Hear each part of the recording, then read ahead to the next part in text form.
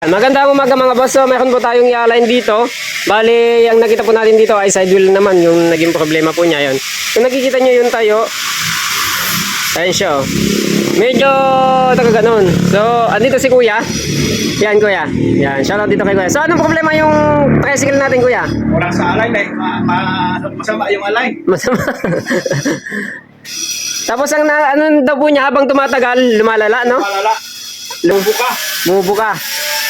Yung side wheel po niya. Kaya naisipan ni kuya na dalhin na lang po sa atin para naman maayos na natin. Tsaka, ayun, makimidyohan. Ayan. Nagpunta nga po pala sa atin si kuya para magpa-welding at isang gunin na rin nga po pala yung side wheel po niya dahil nga naman lumalala daw yung pagkakabuka niya sa may ilalim. Kaya naman, napagdesisyonan po natin na kinabukasan na lang gawin dahil nga naman may mga nakasalang na talaga tayong mga ginagawa. Bali, ang ginawa na lang po natin sa kanya ay yung pinapa-welding po niya. Kung kaya naman mga boss, katry mo ay bumalik na siya sa atin at ipaayos na nga itong pinapagawa niya. Sa una naman ay tinignan na nga po natin kung ano nga ba yung itsura ng side wheel po niya at makikita mo talaga natin na talagang bukang-buka na po yung ilalim. So, ang gagawin po natin dyan ay ihiwalay na nga po natin yung gulong para naman po may saayos natin at mababawasan pa natin ng konti yung pinaka pangilalim po niya para naman may sakto po natin yung gulong.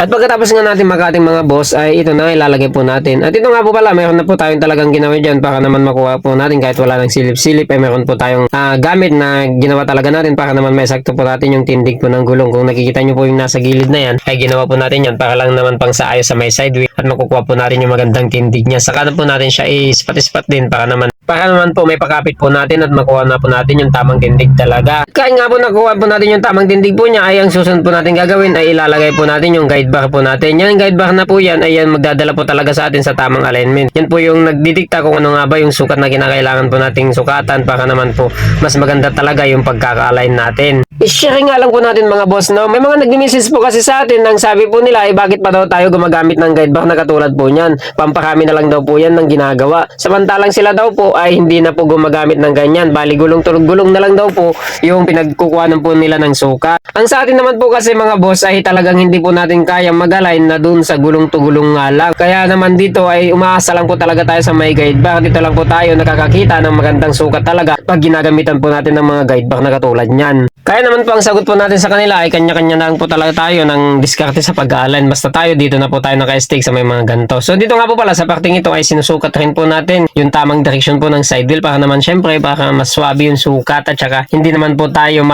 paulit po dito sa may pag-align po natin. Dapat talaga saktong-sakto yung sukat po natin at pagkatapos nga po natin makuha yung sukat ay syempre ito na i-welding na po natin at yan full weld na lang po natin. Tapos pagkatapos po natin may ispat-ispat at medyo may pulod ng konti ay susukatin din natin ulit para naman ma-sure po talaga tayo bago natin siya tuluyang i-full weld to ng todo. Sa pagpo-full weld nga po pala mga boss ay talaga namang tinutudo natin yung pagpo-full weld dito sapagkat may mga nangyari po kasi na humihiwalay yung mga side wheel po nila. Tayo naman po natin mangyari ng mga ganun dito sa mga inaayos po natin. Kaya naman kahit na magamit po tayo ng napakaraming welding rod dyan, okay lang basta masiguro lang po natin na talagang todo yung pagkaka-full weld po niya at hindi siya talaga maghiwalay kahit pa po malubak pa siya ng napakalalim. At pagkatapos nga po wala natin ma-full weld mga boss ay ito na siya yung itsura po niya. Tingnan nyo na lang po yung itsura po niya pagkatapos po natin siyang may full weld.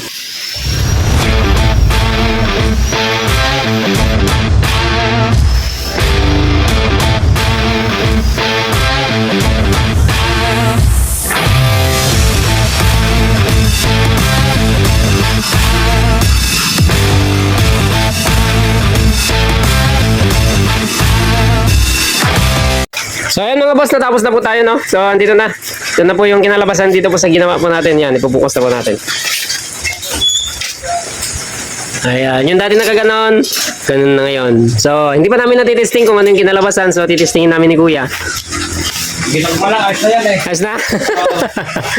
Actually po kasi mga boss, kaninang sinukat natin nung una, bago pa natin sinalang. So mayroon po tayo talaga nakita dito na manatay-diferensyanan. Yung natin din.